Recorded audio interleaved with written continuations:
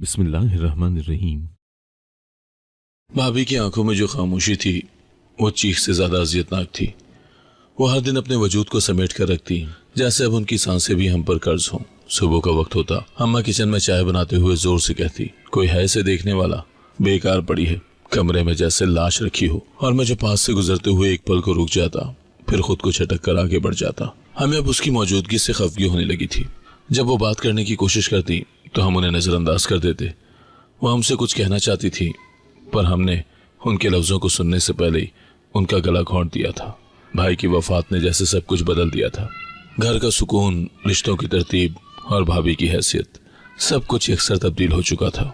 एक वक्त था जब वो उस घर की रौनक थी।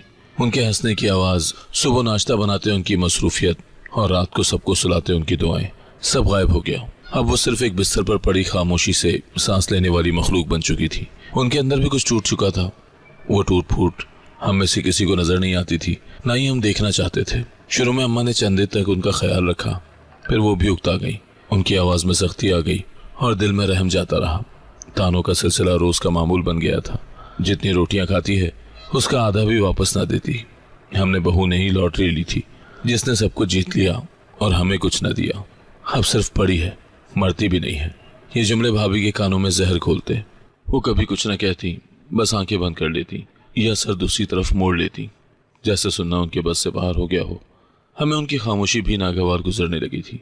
वो अगर कुछ कहती तो बुरा लगता, अगर कुछ ना कहती तब भी चुप थी। जब हम टीवी पर ऊंची आवाज में कह कहे लगाते, वो बस देखती। उनकी नजरें जैसे सवाल करती, क्या मैं वाकई इतनी बेकार हो चुकी हूँ? हम जवाब देने के बजाय नजरें चुरा लेते। वो व्हीलचेयर पर बैठी कमरे के दरवाजे से बाहर झांकती, जैसे उम्मीद हो कि शायद कोई आए, कोई उनकी बात सुन ले। मगर हम सब मसरूफ थे, अपने मोबाइल, अपनी नौकरी, अपनी जिंदगी में।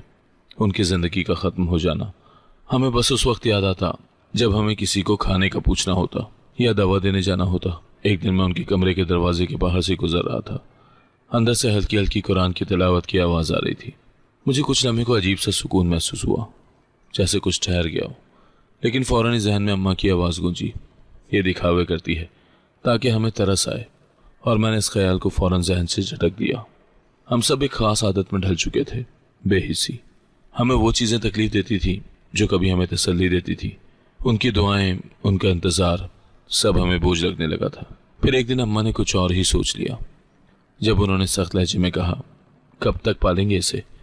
ना ये काम के लायक है, वैसे भी भाग नहीं सकती, बोल भी मुश्किल से पाती है। ऐसा करते हैं कि इससे जान छुड़ा लेते हैं। मैंने नजरें अम्मा की तरफ उठाई। उनका चेहरा सख्त और बेरहम था। उनकी आवाज में कोई झिझक नहीं थी, न कोई नरमी। मैं चौंक गया, जैसे किसी ने मेरे दिल पर पत्थर रख दिया हो। एक लम्हे को लगा कि शायद वो गुस्से में कह रही हैं, लेकिन जब उन्होंने मजीद कहा, पेट्रोल रखा है, बस रात का वक्त चाहिए, तो मेरी रीढ़ की हड्डी में सर्द सी लहर दौड़ गई। मैंने मुंह खोला कि कुछ कहूं, पर अल्फाज हलक में अटक गए। दिमाग मफलूज हो चुका था। मैं कुछ देर खामोश खड़ा रहा और फिर सर हिला दिया। बस इतनी सी हाँ थी जिसने मुझे मुजरिम बना दिया। उस हाँ में मेरी कोई दलील न थी, ना कोई एहतजाज। वो एक हार थी, ज़मीर की हार, इंसानियत की हार। अम्मा की बात मानना जैसे मेरा फर्ज हुआ और भाभी की मौत उस फर्ज की अदायगी। उस रात हम सब मामूल के मुताबिक खाने के बाद खामोश बैठे रहे। अम्मा ने ज्यादा बात नहीं की, लेकिन उनकी आंखों में एक सफाक सी चमक थी। मैं चाय बनाने के बहाने किचन में गया, मगर दिल धड़क रहा था। किचन की खिड़की से बाहर झांका तो अंधेरा फैल चुका था। भाभी का कमरा बिल्कुल खामोश था, जैसे वहां कोई सांस भी न लेता हो। मैंने हाथों में लरसता कप पकड़कर चाय बनाई। जब सब सो गए, अम्मा मेरे कमरे में आई। उनके हाथ में कुछ था, शायद वही पेट्रोल की बोतल। उन्होंने बस इतना कहा, तैयार हो जा, आज रात खत्म कर देते हैं ये किस्सा। मैं कुछ कहने ही वाला था, पर उनकी नजरें देखकर खामोश हो गया। उनकी आंखों में वही सर्द यकीन था जिसने मुझे हिलाकर रख दिया था। हमने दरवाजा आहिस्ता से खोला और आहट किए बगैर भाभी के कमरे की तरफ बढ़े। मेरे कदम जैसे जमीन से चिमट चुके थे, लेकिन अम्मा आगे बढ़ रही थी जैसे उन्हें किसी और ताकत ने संभाल रखा हो। कमरा नीम रोशन था। एक पुराना दिया जल रहा था, जिसकी मध्यम रोशनी में भाभी का चेहरा नजर आ रहा था। वो आंखें बंद किए लेटी थी, शायद सो रही थी या फिर रब से आखिरी दुआएं मांग रही थी। उनके चेहरे पर बेबसी लिखी थी, जिसमें इतनी सकत ही नहीं बची थी कि वो अपनी हिफाजत के लिए कोई कदम उठा सके। अम्मा ने आहिस्ता से दरवाजा बंद किया, जैसे कोई मामूली सा काम करने जा रही हो। उन्होंने बोतल का ढक्कन खोला और बिना कुछ कहे पेट्रोल भाभी के जिस्म पर उड़ेलना शुरू कर दिया। लम्हे भर को भाभी का चेहरा चौंक कर ऊपर उठा। उनकी आंखें खुली और फौरन ही नम हो गई। अम्मा, अल्लाह के वास्ते ये क्या कर रही हैं? उनकी आवाज़ कांप रही थी। वो रो रही थी। हाथ जोड़ने की कोशिश की पर हाथ भी लरस रहे थे। उनकी चीखें, सिसकियां, हर चीज़ मुझे अंदर से चीरने लगी। मैं एक कदम पीछे हटा। दिल चाहा कि माचिस फेंक दूं, चीख कर रोक दूं अम्मा को, लेकिन उनकी एक नज़र मेरे आसाब पर चढ़ गई। वो नज़र सख्त थी, सर्द थी और मेरे वजूद पर कफल लगा गई, जैसे मैं उनका हुक्म बजा लाने के लिए ही पैदा हुआ था। माचिस की डबिया मेरे हाथ में थी। मैंने उंगलियों से तीली निकाली, उसे रगड़ कर जलाया। एक लम्हा ठहरा, सब कुछ जैसे सुस्त हो गया था। फिर मैंने वो जलती हुई तीली खिड़की के रास्ते कमरे के अंदर फेंक दी। अगले ही लम्हे आग भड़क उठी, शोले आसमान की तरफ लपकने लगे। भाभी की चीखें कमरे में गूंजने लगी। वो ऐसी चीखें थी जो इंसान के रोंगटे खड़े कर देती हैं। वो चीखें ना सिर्फ जिस्म के जलने की थी, वो इंसाफ की, रहम की और मदद की पुकार थी। हम दरवाजे के बाहर खड़े थे। अम्मा के चेहरे पर एक खामोश खुशी थी, जैसे उन्होंने जिंदगी का सबसे भारी बोझ उतार फेंका हो। वो आग की रोशनी में अपना चेहरा सुकून से तक रही थी और मैं, मेरे जिस्म में तो खून दौड़ रहा था, लेकिन ज़मीर मर चुका था। लेकिन मेरे अंदर कुछ टूट चुका था, हमेशा के लिए। कमरे के अंदर आग अपनी शिद्दत पर थी। पर्दे, बिस्तर, कपड़े, सब कुछ जलने लगा। भाभी की चीखों की शिद्दत कम होने लगी, लेकिन वो खामोश ना हुई। वो जली, तड़पी, रोई, लेकिन हम दरवाजे के पास खड़े रहे। न किसी ने दरवाज़ा खोला, न आग बुझाने की कोशिश की। यह हमारा मंसूबा था और हम इसे मुकम्मल देखना चाहते थे। हमें लगा था कि जब आग बुझेगी तो सब कुछ खत्म हो जाएगा। एक लाश, कुछ राख और फिर सुकून। लेकिन वो सुकून आ ही ना सका। जैसे जैसे आग बढ़ती गई, मेरे अंदर एक आवाज़ जोर पकड़ती गई। ये क्या किया तुमने? क्या ये वही औरत नहीं जिसने तुम्हारे भाई की वफात के बाद भी तुम्हें भाई समझा? क्या ये वही नहीं जिसने तुम्हारे जूते सीधे किए थे, तुम्हें दुआएं दी थी? मैंने वो आवाज़ दबाने की कोशिश की, लेकिन अब वो चीख बन चुकी थी और मेरे अंदर गूंजती जा रही थी। आग भड़कती रही। हमें लगा था 2 घंटे के बाद सब खत्म हो जाएगा। हम सब्र से इंतज़ार करते रहे। अम्मा ने कुछ देर बाद बावर्ची खाने में जाकर पानी पिया, जैसे किसी मामूली काम के बाद आराम की ज़रूरत हो। मैं खिड़की के करीब बैठ गया। धुआं आंखों में चुभ रहा था, लेकिन मेरी रूह को धुआं अंदर से जकड़ चुका था। आखिरकार जब कमरा मुकम्मल खामोश हुआ, शोले थमने लगे। जब दरवाज़ा खुला तो अंदर का मंजर किसी क़यामत से कम न था। कमरे की दीवारें स्याह हो चुकी थीं, छत की लकड़ियों से धुआं भी उठ रहा था और फर्श पर जलने की महक फैली हुई थी। लेकिन जिस चीज़ ने हमें ज़मीन से बांध दिया था, वो थी वहाँ की गैर मौजूदगी।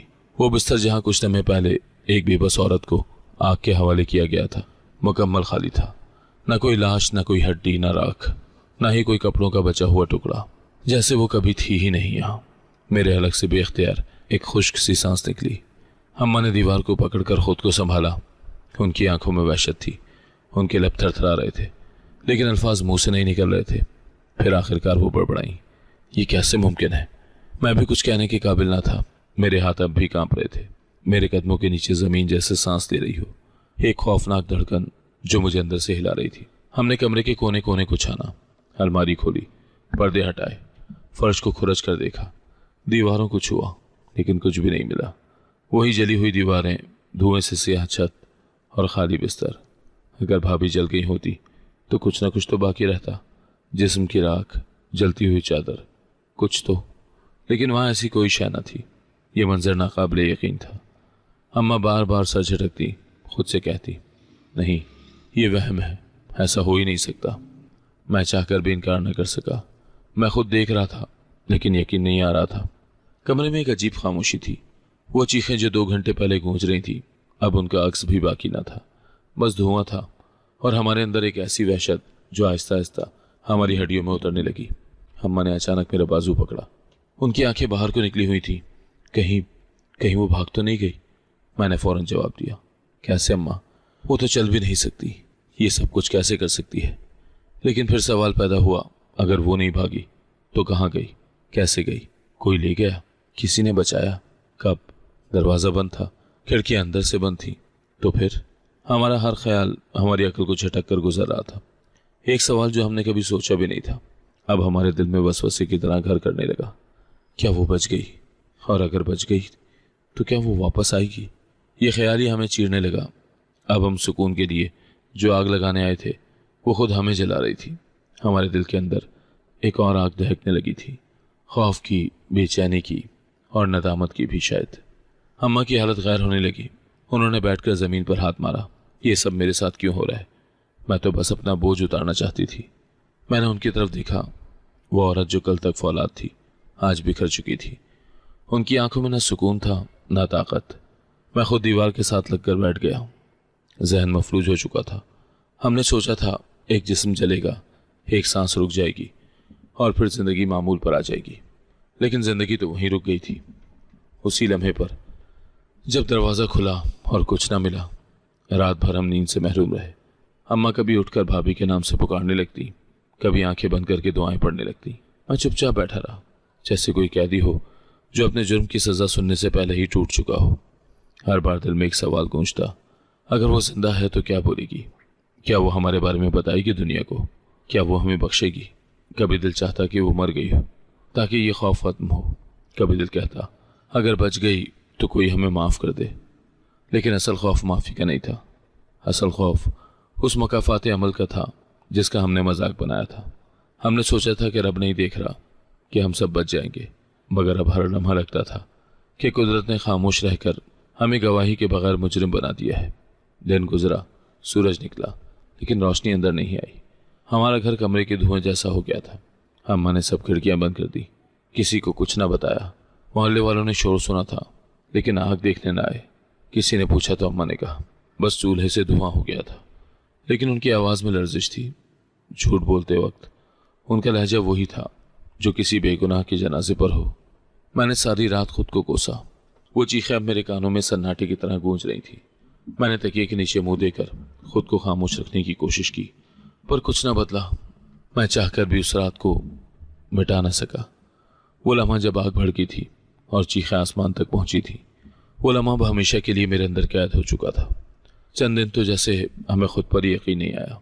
हम हर कोने में, हर जगह भाभी की मौजूदगी तलाश करते रहे, लेकिन वो गायब थी, मुकम्मल तौर पर। एक ऐसी गैर मौजूदगी जो बहुत कुछ कह रही थी। हमने सोचा था कि आग सब कुछ जला देगी, सिर्फ शोले छोड़ गई और सवालों का तूफान पीछे रह गया।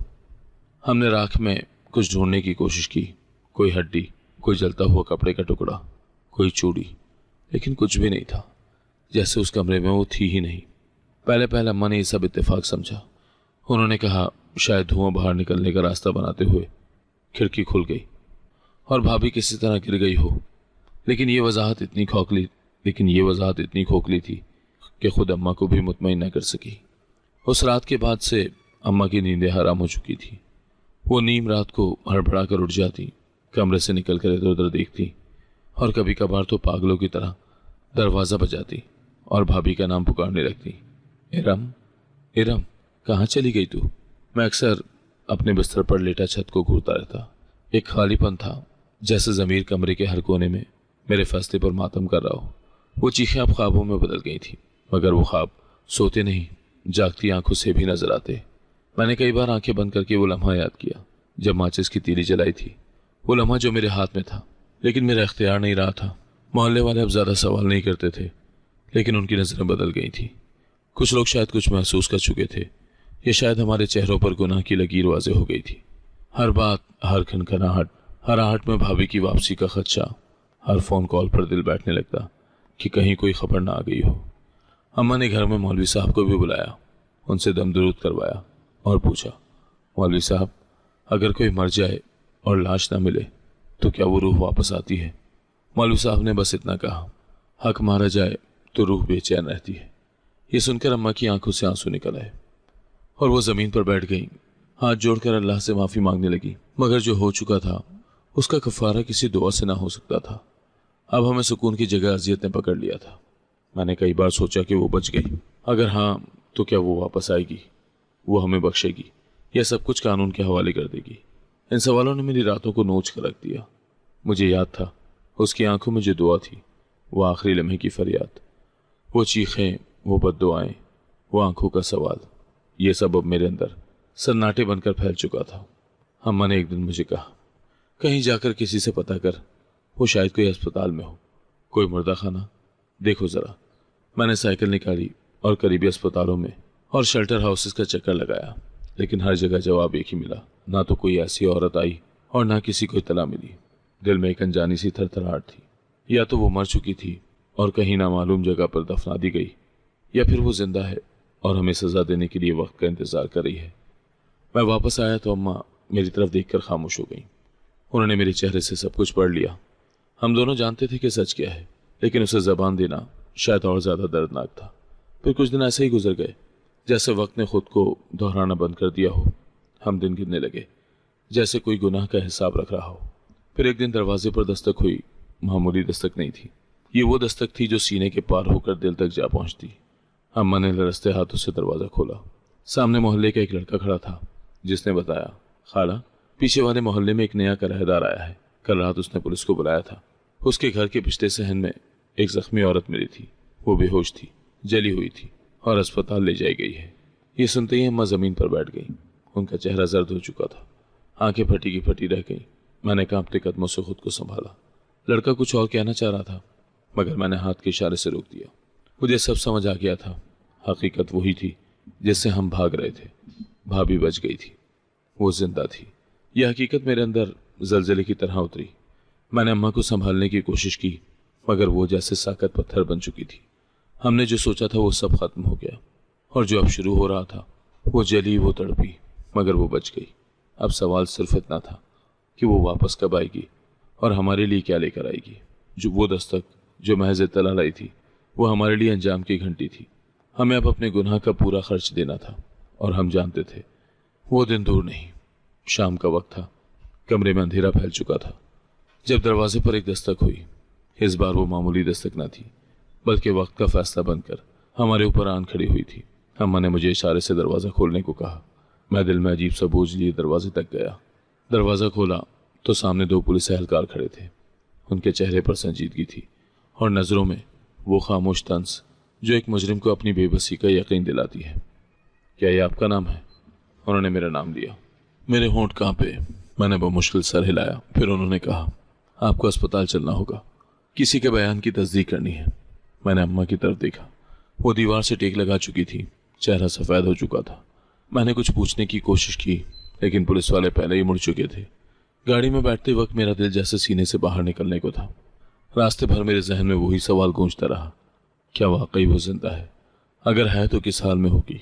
अस्पताल पहुंचे तो मुझे एक मखसूस वार्ड में ले जाया गया। बाहर वो अजनबी शख्स खड़ा था, जिसे मैंने पहले कभी नहीं देखा था।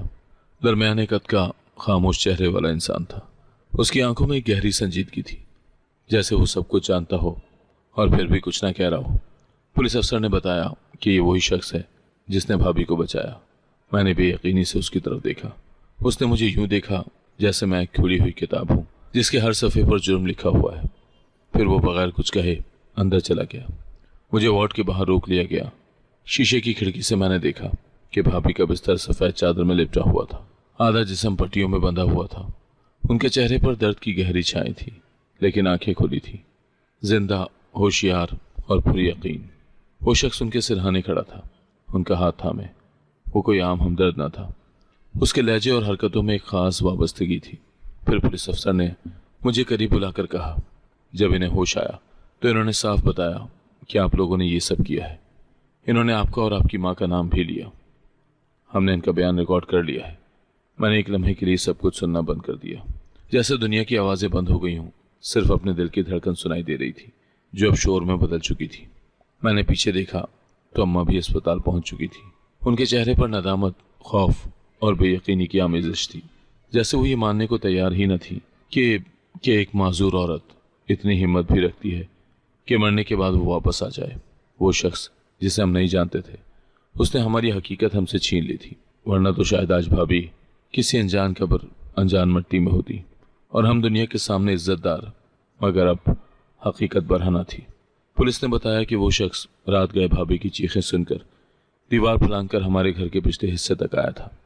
उसने हमें अंदर नहीं देखा, लेकिन आग भड़कती हुई देखी।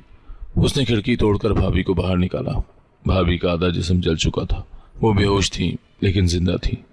उसने उन्हें अपनी गाड़ी में रखा और करीबी अस्पताल ले गया। इलाज करवाया। खामोश रहा, किसी को कुछ न बताया। वो समझ चुका था कि ये कोई आम हादसा नहीं, बल्कि एक साजिश है, और उसने तब तक खामोशी इख्तियार की जब तक भाभी खुद होश में ना आ गई। जब भाभी ने होश में आकर सब कुछ बताया तब उस शख्स ने पुलिस को बुलाया और रिपोर्ट दर्ज करवाई।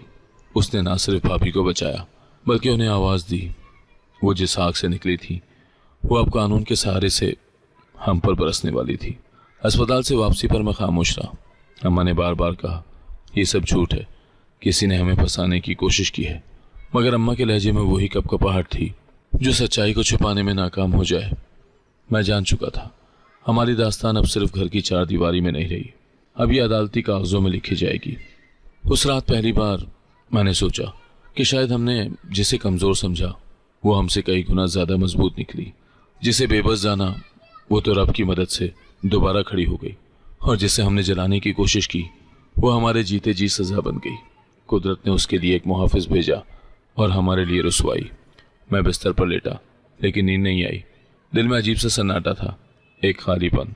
अब हम कातिल नहीं थे, हम नाकाम कातिल थे, और नाकाम कातिल होने का अजाब कामयाब गुनाह से कहीं ज़्यादा अजियतनाक था, क्योंकि अब हमें हर दिन हर लम्हा अपने अंजाम का इंतज़ार करना था, जिंदा रहकर जीते जी। और ये सब एक उस अजनबी की वजह से हुआ जो ना आता तो शायद हम आज आज़ाद होते, मगर हमेशा के लिए बेरूह। भाभी अस्पताल के कमरे में बेसुध पड़ी थी। ऑक्सीजन मास्क से जुड़ी सांसें कमज़ोर थीं लेकिन मुसलसल जारी थी, जैसे अंदर कोई जंग चल रही हो। जिंदगी की उम्मीद की उनका जिस्म झुलस चुका था, जगह जगह जख्म खुले थे, मगर उनकी रूह में अजीब सी पुख्तगी आ गई थी, जैसे आग ने उन्हें जलाकर कुंदन बना दिया हो। डॉक्टर कहते थे कि वो कई दिनों तक कोमे में रह सकती हैं, लेकिन उनके बिस्तर के पास बैठा एक अजनबी हर रोज़ आता, खामोशी से उनका हाथ थामता और वक्त के ठहर जाने तक वहीं बैठा रहता। वो शख्स अस्पताल के अमले के लिए भी मुअम्मा बन गया। वो ज़्यादा बात न करता, न किसी सवाल का मुकम्मल जवाब देता। नर्स से पूछती, आप इनके क्या लगते हैं? तो वो बस इतना कहता, मैं इनका खैर खा हूँ। कभी कभी वो अपना नाम भी ना बताता, लेकिन वो रोज़ आता, दवा की पर्ची खुद बनवाता, कैश काउंटर पर बिल अदा करता, नरमी से बात करता और फिर भाभी के सिरहाने जाकर बैठ जाता। उसकी मौजूदगी में कमरे में एक खामोश शफकत का एहसास फैल जाता। उसके पास कोई ताल्लुक का कागज़ ना था, कोई रिश्तेदार होने का सबूत नहीं, फिर भी वो सबसे ज़्यादा हकदार लगता था। वो भाभी के जुल्से चेहरे को इस अंदाज से देखता जैसे वो दुनिया की सबसे कीमती चीज़ हो। ना कराहियत, ना तरस, बस खालिस एहतराम। उसकी आंखों में हमदर्दी नहीं बल्कि तहफ़्फ़ुज़ था, जैसे वो चाहता हो कि दुनिया के सारे दुख इन पर ना आए, और अगर आए तो मैं उनके दरमियान खड़ा हो जाऊं। कभी कभार वो उनके हाथ में अपनी उंगलियां फंसा देता और होले होले कुरान की तिलावत करता। वो आवाज़ इतनी नर्म होती कि कमरे की खामोशी भी सुनने लगती। डॉक्टर्स, नर्सें अक्सर इस मंजर को खामोशी से देखते, फिर नज़रें चुरा लेते। उन सबको लगता जैसे वो कोई आम इंसान नहीं बल्कि कोई ऐसा शख्स है जिसे किसी ऊपर वाले ने चुना हो। जब भाभी को होश आया तो सबसे पहले उनकी नज़र उसी शख्स पर पड़ी। उनकी आंखें कमज़ोरी से नीम हुआ थीं, लबों पर जुम्बिश तक न थी, लेकिन आंखों में एक पहचान की चमक आ गई थी। वो चमक थी किसी साए की जो आग के लिपटते लम्हों में जिंदगी बनकर उभरा था। वो बोल न सकी, मगर आंखों में शुक्र का एक दरिया था। उसने नरमी से उनके माथे पर हाथ रखा और कहा, आप महफूज हैं, अल्लाह ने आपको बचा लिया है। वो उनके सामने रिश्ता ना लाया, ना अपने दुख सुनाए, ना ये बताया कि उसकी अपनी बीवी चंद साल पहले कैंसर से लड़ते हुए दुनिया से जा चुकी थी, ना ये कि उसकी छोटी सी बेटी को माँ के साए की तलब है। वो सिर्फ भाभी के जख्मों की हिफाजत करता रहा। उसने कभी किसी बात का बदला नहीं मांगा। उसने ना पुलिस में नाम लिया, ना अदालत में तारीफ मांगी। वो बोलता कम और निभाता ज़्यादा था। भाभी के दिल में एक अजीब सी तब्दीली आने लगी। वो जो पहले रिश्तों से जख्मी थी, अब एक बेनाम ताल्लुक में सुकून महसूस करने लगी। वो जानती थी ये शख्स उनका कुछ नहीं लगता, लेकिन उसकी आंखों में वही मुहाफिज खड़ा था जो उस रात की आग में कूद गया था। जब वो तकलीफ से तड़पती थी तब उसी ने उन्हें गाड़ी में डालकर जिंदगी की तरफ वापस लाने का रास्ता चुना था। अस्पताल की रोज़मर्रा मामूल में उस शख्स की आमद एक तसलसल बन गई। हमले को अब उससे उनसियत हो गई थी। वो कभी किसी से ऊंची आवाज़ में नहीं बोलता था, हर बात नरमी से करता। जब भाभी की दवाएं बदलती थी वो खुद डॉक्टर से बात करता, रिपोर्टें हाथ में लेकर पढ़ता रहता और फिर जाकर भाभी को एतमाद दिलाता। सब बेहतर हो रहा है, घबराए नहीं। एक रात जब भाभी दर्द की शिद्दत से कांप रही थी, उसने उनके बिस्तर के करीब बैठकर पहली बार खामोशी तोड़ी। उसने कहा, मैं ये सब किसी एहसान के लिए नहीं करा।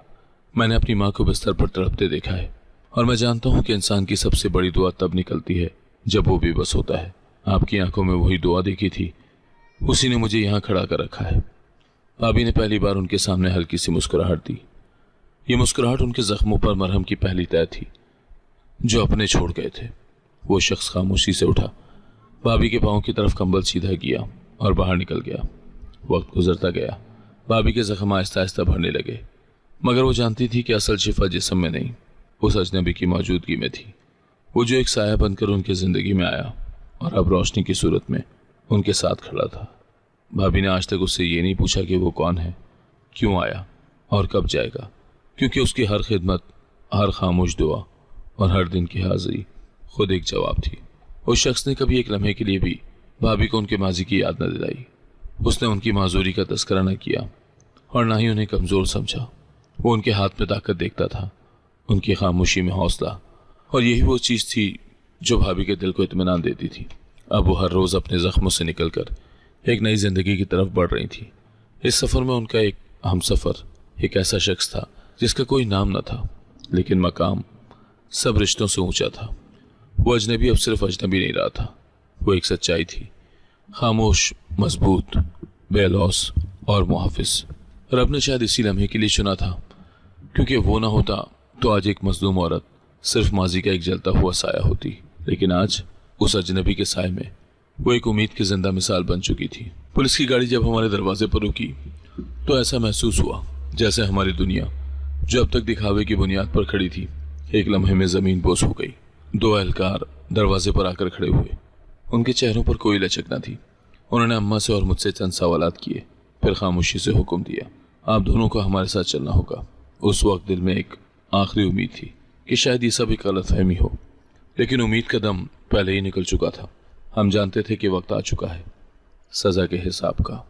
पड़ोसी ने दरवाजे से झांक कर देखा। कुछ ने अपने बच्चों को अंदर कर लिया, कुछ ने एक दूसरे को कोहनियाँ मारकर इशारे दिए। ये वही लोग थे जो कभी अम्मा को बावकार औरत और मुझे संजीदा लड़का कहा करते थे, जो अब आंखें फेर रहे थे जैसे हमारी इज्जत का लिबादा जलकर खाक हो चुका हो। किसी ने आगे बढ़कर ना पूछा, खैरियत तो है? अब हम सिर्फ एक खबर थे, एक इबरत की मिसाल। थाने पहुंचकर हमें अलग अलग कमरों में ले जाया गया। तफ्तीश का अमल सादा नहीं था, सवालात तेज थे और आवाज़ में सख्ती थी, और सबूतों की मौजूदगी ने हर इनकार को बेबस कर दिया था। मेरे सामने रखे गए दस्तावेजात, अस्पताल की रिपोर्ट्स, भाभी का बयान और उस अजनबी का गवाहनामा, सब एक एक करके मेरे गुनाह की तफसील में दरार डालने लगे। मैंने पहले झूठ बोलने की कोशिश की कि ये सब एक हादसा था, मगर पुलिस ऑफिसर ने मेरी आंखों में झांक कर कहा, इस औरत के जिस्म पर जख्म है। वो चीख चीख कर बता रही थी कि यह हादसा नहीं था, जुर्म था।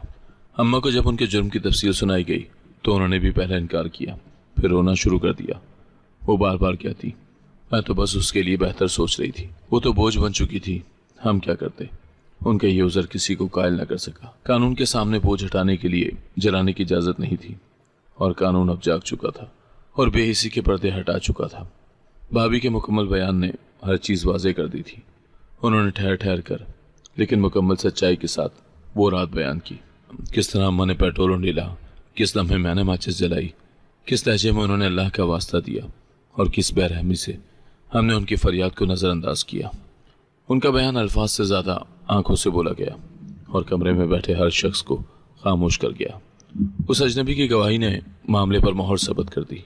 उसने आग लगने के वक्त की तस्वीर, अस्पताल की दाखिला रिपोर्ट और वो वीडियोस भी पुलिस को दी जो उस घर के पिछली दीवार पर लगे सीसीटीवी कैमरे ने रिकॉर्ड की थी। उसमें आग, शोले और हमारी बेहिसियाँ थी। अब हम सिर्फ मुलजिम न थे, मुजरिम भी करार पा चुके थे। अदालत में पहला दिन एक अलग ही कैफियत लेकर आया। मैं जब मुलजिमों के पिंजरे में खड़ा था तो सामने बैठे हुए चेहरों में मुझे जान पहचान की कई आंखें नजर आईं। मोहल्ले की खालाएं, मस्जिद के इमाम, स्कूल के उस्ताद, सबको जैसे यकीन ही नहीं आ रहा था कि वो लोग जिन्हें वो सलीकेदार और महज़िब समझते थे, उनकी हकीकत इतनी स्याह निकलेगी। मेरे दिल में हर गुजरते लम्हे के साथ एक वज़न बढ़ता जा रहा था। वो वज़न जुर्म का नहीं, पछतावे का था, क्योंकि अब हम कुछ भी कर लें, हम वक्त को वापस नहीं ला सकते थे। जज के सामने तमाम शवाहिद रखे गए। भाभी अदालत में व्हीलचेयर पर आईं। उनके जख्म अब ठीक होने लगे थे लेकिन उनकी नजरें पहले से ज्यादा मजबूत थी। उन्होंने मेरी अम्मा की तरफ एक नजर भी डाली। उन्होंने सिर्फ जज से बात की, जैसे वो अब जान चुकी थी कि एहसास की अपील उन लोगों से नहीं की जाती जिन्होंने इंसानियत को आग के हवाले कर दिया हो। जज ने सख्ती से रिमार्क्स दिए। उन्होंने कहा, यह सिर्फ एक औरत पर जुल्म नहीं है, ये इस माशरे के ज़मीर पर हमला है जो माजूरी को कमजोरी समझता है और वो औरत से जानबूझकर उसका हक छीन लेता है। इन अल्फाज ने मेरे अंदर एक बार फिर सब कुछ झंझोड़ दिया। हमें अब किसी की मोहलत ही नहीं थी, सिर्फ अंजाम का इंतजार था। मोहल्ले में खबर जंगल की आग की तरह फैली गई। लोग सरेआम हमारे जिक्र पर जबान फेरने लगे। वो लोग जो कभी हमारी दावतें खाते थे अब हमारे नाम से अपनी औलाद को डराने लगे। वैसा ना बन जाना जैसे वो लोग थे। हम जिंदा थे लेकिन समाज से मुर्दा करार पा चुके थे। अम्मा की हालत दिन ब दिन बिगड़ने लगी। उनकी आंखों में नींद गायब थी, लबों पर सन्नाटा था और दिल में नदामत की सुलगती हुई रात। वो बार बार कहती, मैंने कुछ गलत न चाहा, बस सुकून चाहा था। और मैं दिल में कहता, सुकून किसी और की जिंदगी बर्बाद करने के लिए नहीं आता माँ। अदालत का फैसला चंद ही समातों में महफूज हो गया। हमें अंदाजा था कि हम बच नहीं सकते और शायद बचना भी नहीं चाहिए था। वो औरत जिसे हमने कमज़ोर समझा, उसने अपनी खामोशी, अपने सच, अपने किरदार से हमें हर महाज पर शिकस्त दी थी। उन्होंने हमें मुजरिम कहा। हमें अंदाजा था कि हम बच नहीं सकते और शायद बचना भी नहीं चाहिए था। वो औरत जिसे हमने कमज़ोर समझा, उसने अपनी खामोशी, अपने सच और अपने किरदार से हमें हर महाज पर शिकस्त दी थी। कानून ने हमें मुजरिम कहा, लेकिन असल शिकस्त हमें उस वक्त हुई जब भाभी ने हमें देखे बगैर नज़रअंदाज करके अपनी ज़िंदगी की तरफ कदम बढ़ा दिए। ये अदालती जंग सिर्फ सज़ा की नहीं थी, ये ज़मीर की। अदालत में दी गई वो गवाही थी जो किसी वकील की दलील से ज़्यादा वजनी थी। हमें मालूम हो चुका था कि अब जो भी दिन आएंगे वो कैद की दीवारों में गुजरेंगे और हर दीवार हमें यही याद दिलाएगी, एक औरत जिसे हमने जलाया वो रोशनी बनकर हम पर साबित हो गई और हमें हमारे अंधेरे के हवाले करके चली गई। भाभी के दिन बदलने लगे। वो जो कभी अस्पताल के सफ़ेद बिस्तर पर बेसुध पड़ी थी, अब धीरे धीरे जिंदगी की तरफ लौट रही थी। उनके जख्म अब भी कभी कभार झिलझिलाते, मगर उनका हौसला दर्दों पर हावी रहता। हर सुबह वो लकड़ी के सहारे चलना सीखती थी। हर कदम में एक फतह थी, हर मुस्कुराहट में सब्र की रोशनी। उनके चेहरे पर एक अलग चमक आ गई थी, वो चमक जो दुख सहकर जन्म लेती है और जो वक्त के साथ धुंधला होने के बजाय निखरती चली जाती है। इसी दौरान वो अजनबी शख्स जो अब अजनबी ना रहा था, हर लम्हे उनका साथ देता रहा। वो सिर्फ दवा का ख्याल नहीं रखता था, बल्कि उनके दिल का बोझ भी कम करता जा रहा था। उसने कभी भी उनसे माजी का नहीं पूछा, ना ही उनसे उनके जख्मों की कहानी सुनी। उसने सब कुछ जानकर भी चुप रहने का इंतखाब किया, जैसे उसे सिर्फ उनके मुस्तकबिल से मतलब हो। उसकी खामोशी में इज्जत थी और उसके सुलूक में एक गैर मशरूत एहतराम। भाभी ने कभी नहीं पूछा कि वो कौन है, क्योंकि उनके लिए वो जो ये सब कुछ कर रहा है, वो जानती थी कि कुछ सवालों के जवाब अल्फाज में नहीं अमल में होते हैं। और उस शख्स का हर अमल उन्हें यही समझा रहा था कि वो अब तन्हा नहीं थी। फिर एक दिन जब शाम को हल्की रोशनी कमरे में फैल रही थी, वो शख्स भाभी के सामने बैठा और निहायत सादगी से कहने लगा, मैं तुम्हें पनाह नहीं देना चाहता, इज्जत देना चाहता हूँ। अगर तुम्हें मंजूर हो तो मैं चाहता हूँ कि तुम मेरी शरीक हयात बनो। उस लम्हे वक्त थम सा गया। भाभी कुछ देर तक तो खामोश रही। उनकी नजरें उस शख्स के चेहरे पर जमी थी। कोई लालच ना था, कोई तरहम नहीं, बस खुलूस था। फिर उन्होंने नरमी से कहा, हाँ मैं तैयार हूँ। ये एक मुख्तसर जवाब था, लेकिन इसके पीछे वो सारी अजियतें थी जिनसे गुजर कर वो इस फैसले तक पहुंची थी। हाँ, सिर्फ शादी की मंजूरी न थी, बल्कि एक नई जिंदगी को खुश आमदीद कहने का इनाम था, खुश आमदीद कहने का ऐलान था। निकाह सादगी से हुआ, ना बारात, ना बैंड, ना शोर। 2 गवाह, 1 मौलवी और चंद दुआएं, बस इतना ही काफी था। जब भाभी ने निकाह के बाद पहला कदम उस शख्स के साथ बाहर निकाला, तो वो कदम सिर्फ किसी मर्द के हमरा न था, बल्कि एक तहफ़्फ़ुज़, इज्जत और कबूलियत के हमरा था। उस शख्स ने अपनी बीवी का हाथ उस छोटी सी बेटी के हाथ में दिया और कहा, यह अब तुम्हारी अमानत है। वो छोटी सी बच्ची पहले तो थोड़ी घबराई, लेकिन जब भाभी ने झुककर उसे गले लगाया तो जैसे उसे एक माँ की गोद मिल गई हो। भाभी ने भी पहली बार किसी को इतना एतमाद से सीने से लगाया। उनकी आंखों से बेख्तियार आंसू निकले, लेकिन वो आंसू दुख के ना थे, वो शुक्र के थे। उन्होंने एक बच्ची को गले लगाते हुए अपने सारे जख्म भुला दिए। आज वो फिर से किसी के लिए अहम थी, किसी की ज़रूरत, किसी की दुआ। निकाह सादगी से हुआ, ना बारात, ना बैंड, ना शोर। 2 गवाह, 1 मौलवी और चंद दुआएं, बस इतना ही काफ़ी था। उन्होंने एक बच्ची को गले लगाते हुए अपने सारे जख्म भुला दिए। आज वो फिर से किसी के लिए अहम थी, किसी की ज़रूरत, किसी की दुआ। नए घर में कदम रखते हुए भाभी ने एक लम्हे को पीछे मुड़कर नहीं देखा। उन्होंने उस राख हो चुकी जिंदगी को वहीं छोड़ दिया जहां उसकी बुनियाद नफरत, जुल्म और खुदगर्जी पर रखी गई थी। सच घर में दाखिल होते ही हर दीवार, हर कमरे में एक नई रोशनी थी। वो शख्स जिसका अब वो नाम लेकर आ सकती थी, उसका शौहर बन चुका था। एक ऐसा मर्द, एक ऐसा शौहर जो सिर्फ साथ देने वाला न था बल्कि उनका मकाम भी बन चुका था। उसने भाभी के लिए हर मुमकिन सहूलत को बंदोबस्त किया।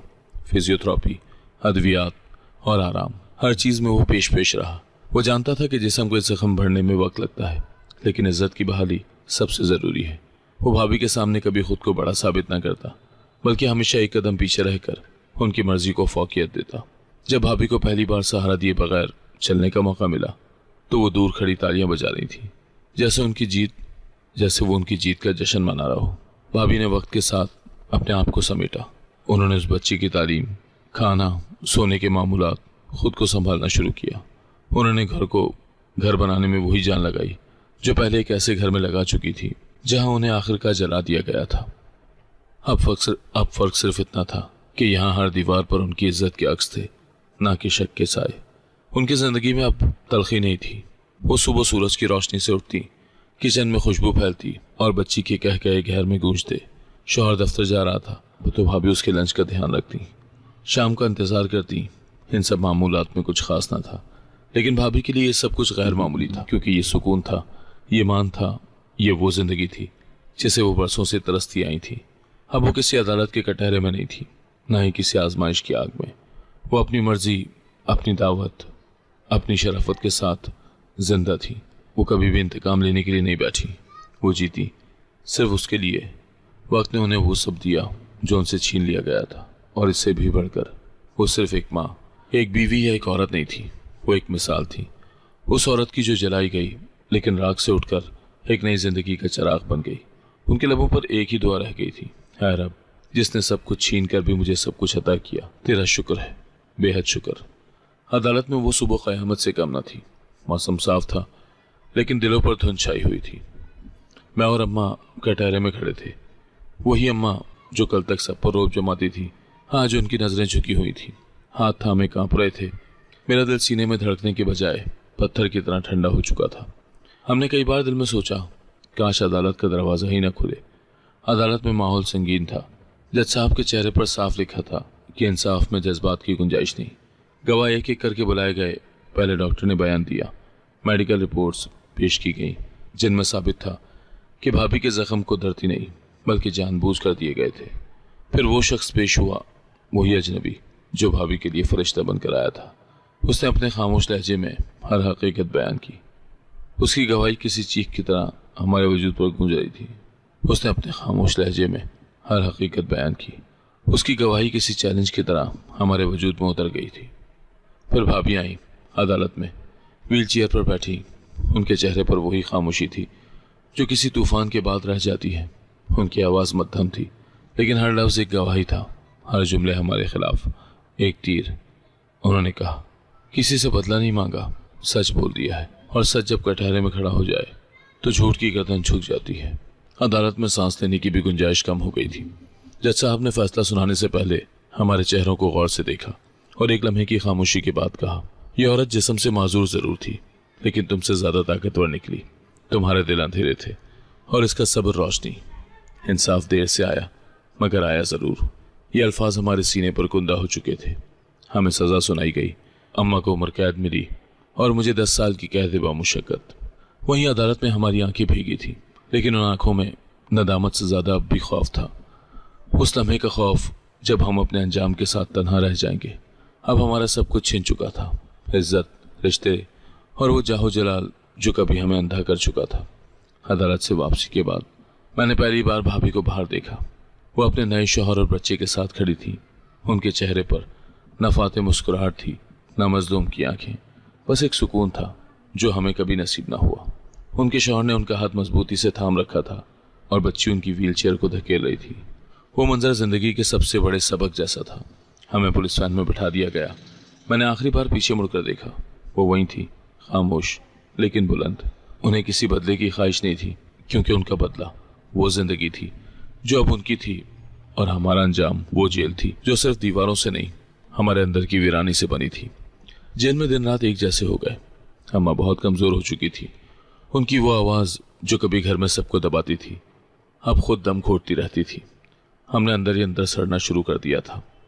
वक्त वही सच लेकर आया जो हमने दबाया था। हम हर दिन अपने गुनाह का सोचकर उसे झेल कर गुजारते थे। बाहर जिंदगी आगे बढ़ रही थी, लेकिन हम वक्त के पिंजरे में कैद हो चुके थे। हमें अब अंदाजा हो चुका था कि माजूरी जिस्म की नहीं, नीयत की होती है। हम खुद को मुकम्मल समझते थे, असल में अधूरे निकले, और जो हमें बोझ लगती थी आज माशरे के लिए एक मशल बन चुकी थी। रब के फैसले में देर जरूर होती है, लेकिन अंधेरे हमेशा बाकी नहीं रहते। उसने भाभी को बचाकर हमें वो सजा दी जो हमारे अमाल के लायक थी। अब हम इबरत का निशान थे और वो इज्जत की निशानी। हम जालिम थे और वो रब की रहमत, और यही सबसे बड़ी शिकस्त थी। साल गुजर गए, मगर भाभी की कहानी वहीं से नई शुरुआत लेती रही जहां हमने समझा था कि वो खत्म हो चुकी है।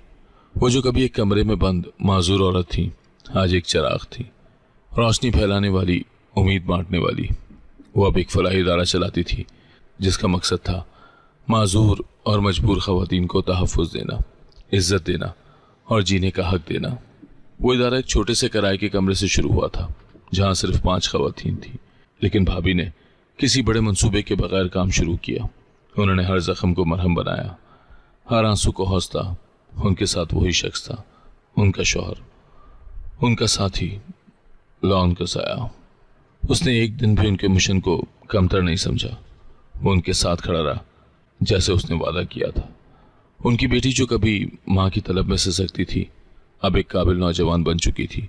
वो भाभी को माँ कहकर इतनी मोहब्बत से पुकारती कि हर सुनने वाला रुक जाए। और भाभी वो माँ बनने की जिम्मेदारी खुशी से निभाती रही।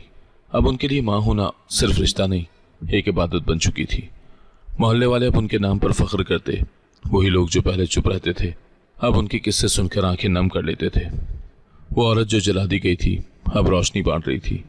वो अपने दायरे में आकर हर नई लड़की से कहती, मैं कभी कभी सोचती थी कि जिंदगी खत्म हो गई है, लेकिन जब रब बचाता है तो वो सिर्फ जान नहीं, इज्जत भी लौटा देता है, और मकाम भी। उनकी बातों में न दुख की शिद्दत थी, न इंतकाम की तलखी, बस तजुर्बे का वजन और सच्चाई की रोशनी थी।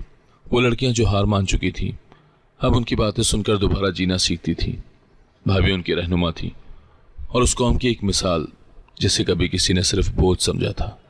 उनका शौहर उनकी हर कामयाबी पर चुपचाप मुस्कुराता और उनके लिए वही करता जो कभी किसी ने उनके लिए नहीं किया था।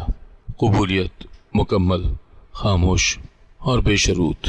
जिंदगी का अंजाम वहां नहीं हुआ था जहां हमने सोचा था। असल आगाज वहां हुआ जहां हमने मौत भेजने की कोशिश की थी। वो औरत जो जली थी अब राख से दोबारा जिंदा हुई थी, और उसकी जिंदगी रब की कुदरत की सबसे बड़ी दलील थी। सब्र, सच और दुआ, यही वो ताकतें थीं जो हर जुल्म को शिकस्त देती हैं। और भाभी वो अब एक कहानी नहीं, एक तारीख थी। उनकी जिंदगी की सबसे खूबसूरत बात यह थी कि वो अंजाम से नहीं डरी। उन्होंने नया आगाज चुना और रब ने उन्हें मंजिल दे दी। अगर आपको आज की कहानी पसंद आई है तो वीडियो को जरूर लाइक कीजिएगा और अपने दोस्तों के साथ भी शेयर कीजिएगा। और हाँ, अगर आपने अभी तक हमारा चैनल सब्सक्राइब नहीं किया तो जरूर सब्सक्राइब करें। मिलते हैं कल एक नई और दिलचस्प कहानी के साथ। अल्लाह हाफिज।